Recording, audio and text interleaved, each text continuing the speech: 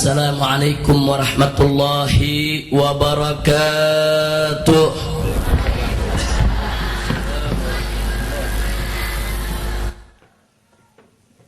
Bismillah walhamdulillah wala hawla wala quwwata illa billah.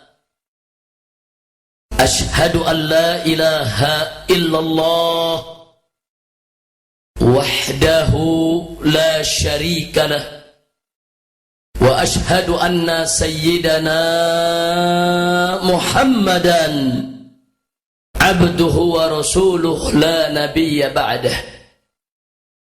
Allahumma salli wa sallim wa barik ala sayyidina wa habibina wa syafi'ina wa maulana nabiyyina Muhammadin wa ala alihi at-tahirin at-tayyibin wa ashabihi al-ghurril mayamin wa man tabi'ahum bi ihsanin ila yaumiddin. Ahiba'il kiram, fi hadhihi al-munasabati as-sa'idah وبمثل هذا الاجتماع المبارك لا أنسى أن أوصيكم جميعا ونفسي بتقوى الله وبطاعة رسول الله صلى الله عليه وسلم. فنسأل الله سبحانه وتعالى أن يهدينا إلى صراطه المستقيم ويجعلنا من المتقين ويدخلنا جنته جنة النعيم بحق سيد المرسلين والحمد لله رب العالمين. Taqabbalallahu minna wa minkum fataqabbal ya karim. Kepada para alim ulama, baik dari kalangan habaib maupun para kiainya yang sangat kita cintai dan sangat kita muliakan, wabil khusus guru kita tercinta, pimpinan pondok pesantren Raudhatul Muta'allimin yang sama kita cintai, Al-Muhtaramul Mukarram Kiai Haji Abdullah Khan hafidhahullahu ta'ala wa ra'ah, famatanallahu bituli hayatih wa nafa'ana bi'ulumih fid dini wad dunya wal akhirah, amin ya rabbal alamin. Begitu juga hadir bersama kita di sini akhina al-fadil Syekh Ali Karrar hafizahullah taala wa ardhah, dan di sini juga ada akhina al-fadil Al-Habib Alwi Ba'akil dari Ketapang, dan juga kiai-kiai para habaib yang lain yang tidak saya sebutkan satu persatu nama-nama beliau, tapi tidak mengurangi rasa cinta mahabbah kita kepada mereka semua. Kita doakan semoga beliau-beliau semua senantiasa diberikan kekuatan istiqamah di jalan Allah, diberkahi setiap langkah perjuangan dakwahnya, diberikan kemenangan dari dunia hingga akhiratnya, amin ya rabbal alamin. Taqabbalallahu minna wa minkum fataqabbal ya karim. Ahiba'il kiram, tadi kita sudah sama mendengarkan tausiah yang disampaikan oleh kiai-kiai kita, habib-habib kita. Mudah-mudahan apa-apa yang telah mereka sampaikan manfaat bagi kita semua, dan semoga kumpulnya kita di tempat ini pada malam hari ini menjadi penyebab turunnya rahmat dan barakah, amin ya rabbal alamin. Ahiba'il kiram, saya hanya ingin mengingatkan baik diri saya maupun segenap kaum muslimin rahimakumullah, untuk yang kesekian kalinya sesuai dengan amanat Allah Subhanahu wa taala dalam firman-Nya.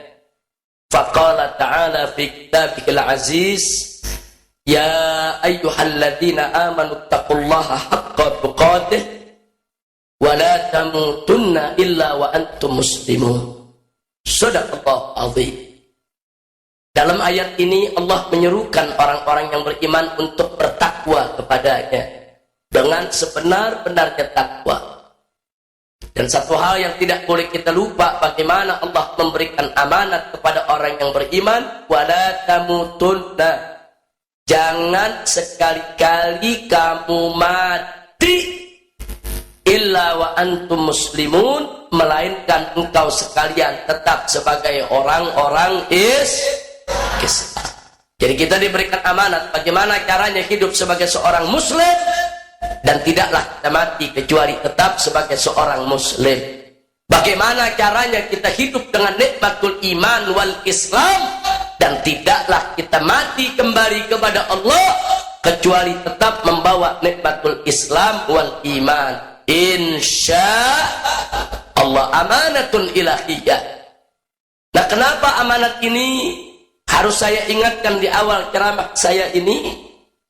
Karena mengingat di zaman kita sekarang ini tantangan keimanan makin luar biasa. Tantangan keimanan begitu dahsyat. Sebagaimana yang pernah Nabi ingatkan dalam hadisnya, qala nabiyuna Muhammadun sallallahu alaihi wasallam, atau kama qala Nabi sallallahu alaihi wasallam, badiru bil a'malis salihah satakunu fitan yusbihur rajulu fihi mu'minan wa yumsi kafiran wa yumsi mu'minan wa yusbihu kafiran wal mutamassiku bidinihi yawma idzin kal qabidhi alal jamri. Sadaqan Nabi sallallahu alaihi wasallam fa ballagha ar-risala wa adda al-amana wa nasaha al-ummah wa jahada fi sabilillahi haqqa jihadih. Jadi dalam hadis tadi Nabi sudah ingatkan kita semua, badiru bil a'malis salihah, segeralah kamu semua untuk mengisi kamu punya hidup dengan berbagai macam amal soleh. Kenapa? Karena sebentar lagi akan datang aneka ragam fitnah, aneka ragam ujian dan cobaan. Bahkan dalam hadis disebutkan bahwa fitnahnya ini bukan sembarang fitnah, kaqita'il lailil mudlim. Fitnah yang datangnya satakunu fitanun kaqita'il lailil mudlim. Akan datang aneka ragam fitnah bagaikan bagian malam yang gelap gulita. Saking gelapnya, saudara, orang tidak lagi tahu harus jalan kemana. Saking gelapnya, orang tidak bisa lagi membedakan mana hitam mana putih. Saking gelapnya, akhirnya banyak orang yang tersesat jalan. Nah, di zaman yang seperti itu, kata Nabi, akan terjadi di mana seseorang pagi hari masih beriman kepada Allah, petang harinya sudah kafir. Malamnya mukmin, paginya kafir. Kenapa bisa seperti itu? Karena tantangan keimanan di zaman tersebut berlangsung selama 24 jam non-stop. Dahsyat. Fal mutamassiku bidinihi yauma idzin, dan orang yang berpegang teguh kepada agama di zaman yang sudah seperti itu, saudara, kal qabidi alal jamr, bagaikan orang yang menggenggam bara api. Agama bagaikan bara api, dipegang panas, terluka, pedih, perih, sakit. Tapi kalau dilepas, murtad. Agama dilepas, murtad, dipegang, cobaannya berat. Akhirnya apa yang dilakukan? Banyak yang ditimang tuh agama, saudara. Dia pegang nggak berani, dia lepas takut murtad, dia timang tuh agama. Nah, ini yang terjadi di zaman sekarang, saudara. Agama ditimang-timang, sesuka hatinya kapan dia mau pakai. Na'udzubillah min dzalik. Nah, karena itu, saudara, sengaja saya bawakan ayat tadi dan hadis ini hanya untuk mengingatkan di awal ceramah ini, waspada terhadap aneka ragam godaan akidah, terhadap aneka ragam godaan iman. Mudah-mudahan Allah menyelamatkan kita semua. Amin ya rabbal alamin. Apalagi zaman sekarang, Masya Allah, kita kalau melihat Indonesia, dosa apa yang gak ada di Indonesia, saudara? Ini kalau ibarat jamu, Pak Kiai, Indonesia ini dosanya komplit. Jadi ada jamu komplit, ada dosa komplit, maksiatnya komplit. Maksiat apa yang nggak ada di Indonesia? Saya mau tanya sama semua yang hadir, jawab yang kompak. Di Indonesia maksiat banyak tidak? Minuman keras, judi. Jawab yang kompak, yang nggak jawab jangan-jangan bandar itu. Ayo saya mau tanya dulu semua, sekali lagi saya tanya, di Indonesia maksiat banyak tidak? Minuman keras, judi, pelacuran, pornografi, porno aksi, aliran sesat. Yang ngaku nabi ada juga. Di Jakarta ada orang Betawi ngaku nabi, namanya Ahmad Musedeng. Alhamdulillah udah ditangkap di penjara. Alhamdulillah. Ada perempuan nggak mau kalah ngaku malaikat Jibril. Kebetulan tahun 2008 saya di penjara, ditahan di Polda Metro. Malaikat Jibril ditahan juga. Begitu malaikat Jibril ditahan, kita lagi nerima tamu, saudara. Ini yang namanya perempuan, namanya keren, Lia Edan. Saudara, lagi bawa ember sama handuk. Terus ada tamu yang nanya sama polisi, Pak tuh mau kemana? Mau ke Jamban. Malaikat Jibril ke Jamban. Kacau ini negeri, kacau tidak? Kacau tidak? Orang Garut nggak mau kalah. Kota Garut tuh di Jawa Barat nggak mau kalah. Tahun kemarin 1 tahun 3 orang ngaku nabi. Makanya kota Garut dulu dijuluki kota dodol, sekarang kota nabi. Nabi palsu, saudara. Yang pertama namanya Nabi Sensen, yang kedua Nabi Durrohim, yang ketiga Nabi Sukiman. Ini kita punya negeri, saudara. Semua akhirnya diurus oleh polisi, ditangkap. Alhamdulillah. Orang Cirebon nggak mau kalah. Orang Cirebon, saudara, nggak tanggung-tanggung ngaku Tuhan. Ditangkap sama polisi. Begitu ditangkap, ditanya sama Kapolres, saudara, kenapa kamu ngaku Tuhan? Apa dia jawab? Habis bagaimana Pak? Yang ngaku Nabi udah kebanyakan. Masya Allah. Takbir, takbir, Allahu Akbar. Sallu ala Nabi, salli wa sallim alaihi. Nah, itu fenomena Indonesia, saudara. Masya Allah. Di Jawa Timur ada juga yang ngaku Nabi. Gatot Kewardana. Nabi Gatot.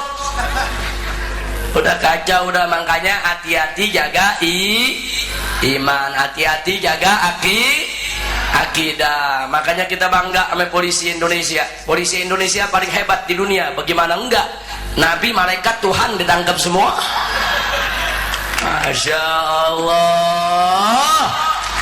Ini luar biasa. Mudah-mudahan polisi-polisi yang suka nangkepin Nabi palsu, malaikat palsu, Tuhan palsu diberkahi oleh Allah. Amin ya rabbal alamin. Nah, saudara,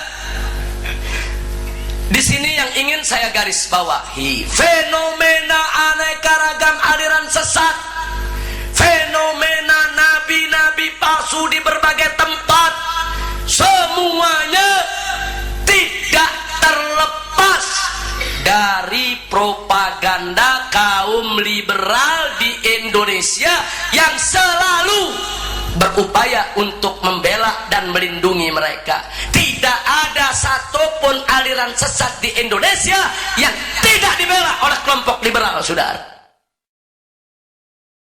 Mereka tidak akan pernah berhenti, terus-menerus berupaya untuk memadamkan cahaya agama Allah. Allah sudah nyatakan dalam Al-Quranul Karim, A'udzu billahi minasyaitonir rajim. Bismillahirrahmanirrahim. Yuriduna liyutfi'u nurallah biafwahihim wallahu mutimmu nurih walau karihal kafirun. Huwallazi arsala rasulahu bil huda wa dinil haq liyudhhirahu 'ala ad-din kullih walau karihal musyrikun. Shadaqallahul azim. Tegas Allah sudah memberitahukan kita dalam surat Shaf 2 ayat berturut-turut, saudara, di mana Allah kasih tahu tentang tingkah laku musuh-musuh Allah. tingkah laku musuh-musuh Islam, tingkah laku musuh-musuh agama kita.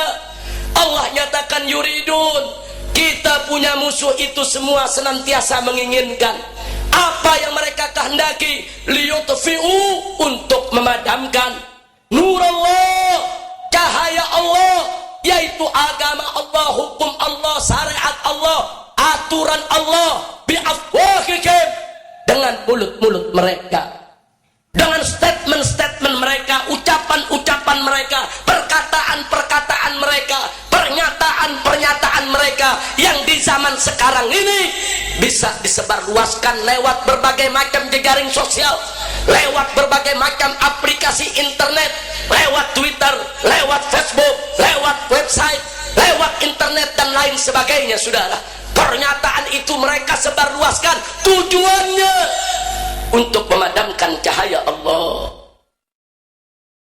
Tapi Allah berjanji, wallahu mutimmu nurih, dan Allah pasti akan menjadi penyempurna cahayanya, walau karihal kafirun, walaupun orang-orang kafir benci. Bahkan di ayat berikut Allah nyatakan, huwallazi arsala rasulahu bil huda wa dinil haq, dialah Allah yang telah mengutus rasulnya dengan petunjuk wa dinil haq, dan dengan agama yang hak. Untuk apa? Yudhirahu ala dini kulli, untuk Allah menangkan di atas agama-agama yang lain. Saudara, di atas semua agama yang ada, walau karihal musyrikun, walaupun orang-orang musyrik benci. Pelajaran apa yang kita bisa dapatkan dari dua ayat barusan, saudara? Pertama, ada info ilahi bahwa musuh Islam akan terus-menerus berupaya untuk memadamkan Islam, sehingga umat Islam wajib untuk selalu waspada dalam rangka menghadapi mereka. Yang kedua, bahwasanya Allah berjanji Allah akan memenangkan agamanya, Allah akan menyempurnakan cahayanya. Artinya umat Islam yang memperjuangkan agama Allah, mereka tidak akan dibiarkan terpojok, mereka tidak akan dibiarkan kalah sendirian, saudara. Tidak, karenanya pejuang-pejuang Islam tidak boleh putus asa. Pejuang-pejuang Islam harus sabar, harus tegar, walaupun dicaci maki, walaupun dibenci, walaupun difitnah, walaupun dipenjara, walaupun dibunuh sekaligus, saudara. Harus berjuang untuk Allah dan Rasulnya. Takbir. Janji Allah, innallaha la yukhliful mi'ad, sesungguhnya Allah tidak mengingkari janjinya, dan mustahil Allah mengingkari janjinya, saudara. Hanya tinggal bagaimana kita menanamkan keikhlasan dalam berjuang, bagaimana kita menanamkan sabar di dalam perjuangan, dan tawakal, selalu menyerahkan diri kepada Allah subhanahu wa ta'ala. Nah, sekarang kembali kepada persoalan liberal. Mari kita lihat, barusan sebagian sudah dibahas oleh Habib Muhsin bin Ahmad Al-Attas, sudah dibahas oleh Kiai Haji Misbahul Anam. Saudara, saya hanya ingin ingatkan, kelompok liberal di Indonesia tidak akan pernah berhenti untuk menghancurkan Islam di negeri ini, saudara. Tidak akan pernah berhenti dengan berbagai macam cara. Mari kita buktikan. Dulu tatkala umat Islam di mana-mana, saudara, sudah muak dengan pornografi, porno aksi yang ditayangkan setiap hari oleh televisi, umat Islam melakukan gerakan minta kepada pemerintah agar dibuat undang-undang anti pornografi. Di mana-mana daerah umat Islam turun, pondok-pondok pesantren turun ke jalan, kiai-kiai dari NU, dari Muhammadiyah, dari FPI dan lain sebagainya, saudara. Lalu apa yang dilakukan kelompok liberal? Mereka juga turun ke jalan. Mereka bayar orang-orang yang bisa dibayar. Mereka turun juga ke jalan untuk menolak. Tidak boleh ada undang-undang yang melarang pornografi di Republik ini, saudara. Sampai terjadi benturan. Sampai terjadi benturan. Saudara, hanya gara-gara persoalan undang-undang pornografi, bagaimana posko-posko FPI di berbagai berbagai daerah, termasuk di Jawa Timur, diserang oleh orang-orang yang tidak bertanggung jawab. Tapi umat Islam dari berbagai macam elemen tidak peduli, maju terus. Sampai akhirnya DPR mengetuk palu, undang-undang pornografi diberlakukan. Alhamdulillah. Tapi apa liberal berhenti? Enggak, saudara. Begitu mereka tahu mereka kalah, undang-undang itu diberlakukan, mereka gugat undang-undang pornografi ke Mahkamah Konstitusi.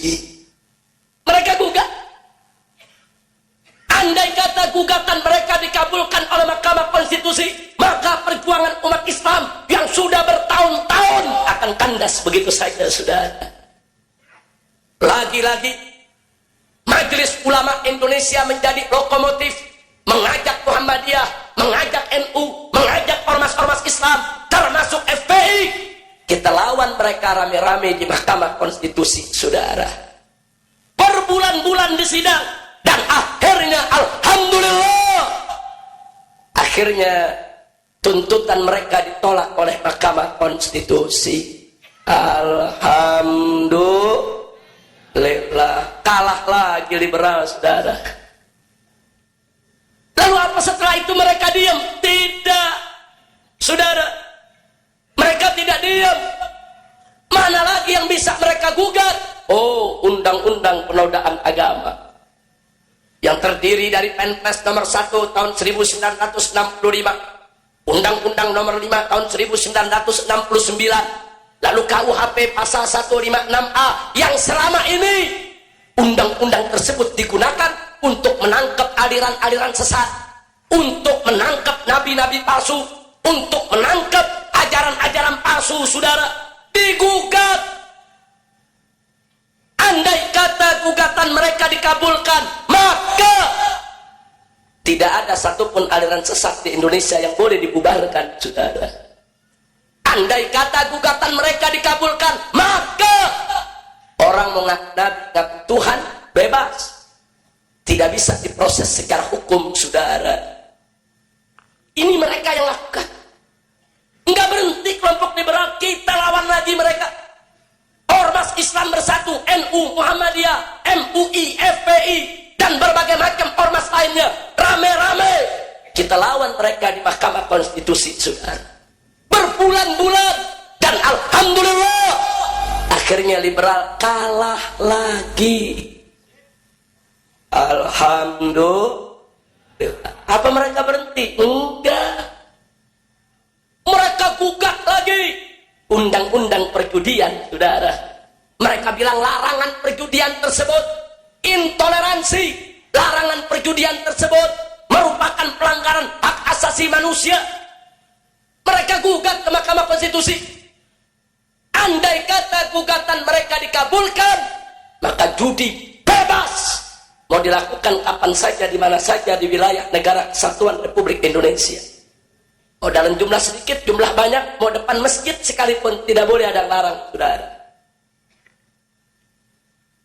Akhirnya ormas-ormas Islam bersatu lagi, lawan lagi mereka di Mahkamah Konstitusi, dan alhamdulillah gugatan mereka ditolak lagi oleh Mahkamah Konstitusi.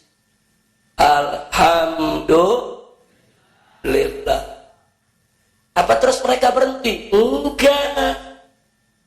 Enggak, mereka enggak berhenti, saudara. Mereka lihat lagi apa lagi yang bisa digugat. Oh, mereka mulai gerak.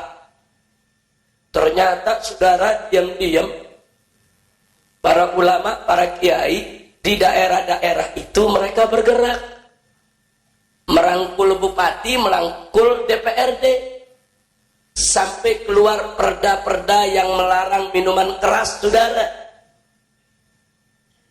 Sampai ada perda-perda yang melarang aneka ragam kemungkaran, saudara. Kelompok liberal gerah lagi, mereka bilang ini perda-perda syariat. Ini perda-perda syariat menurut mereka mengancam Pancasila, mengancam Bhinneka Tunggal Ika, mengancam NKRI. Ini mengancam Undang-Undang Dasar 1945, mengancam keutuhan bangsa.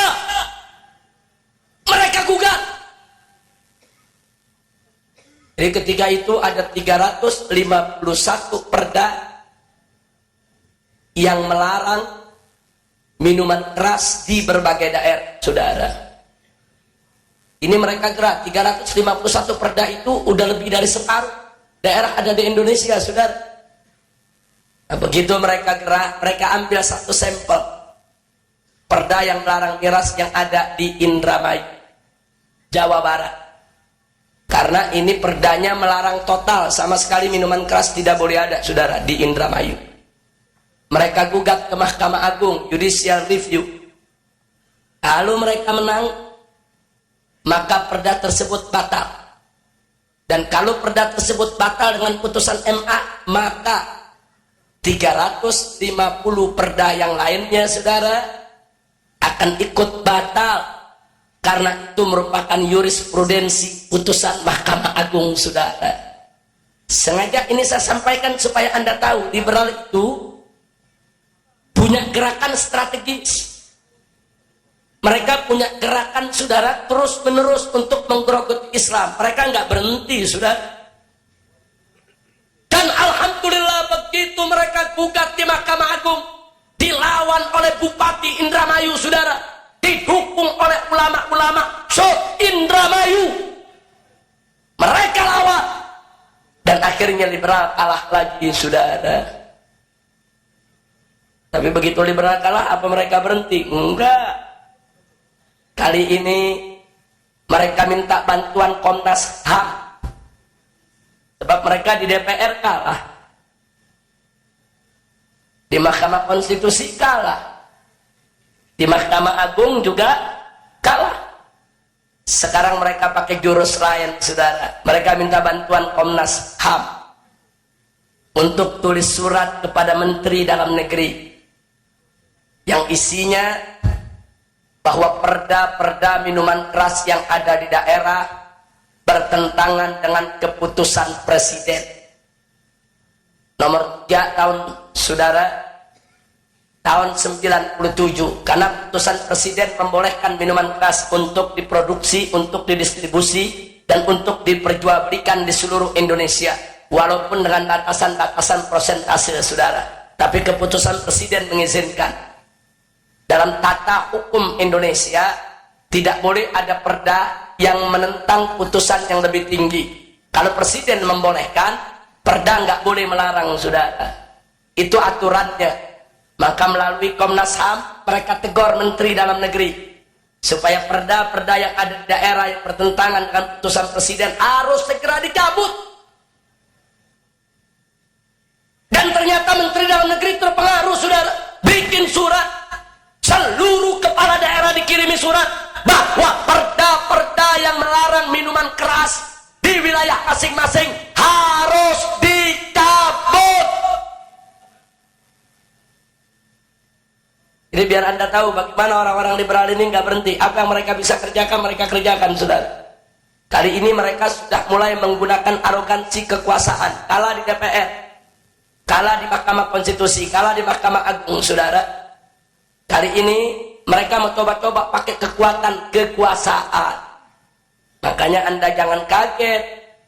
Setelah itu terjadi, saya dan kawan-kawan di Front Pembela Islam di Jakarta mencoba mencari surat Menteri Dalam Negeri yang dikirim ke kepala-kepala daerah, saudara.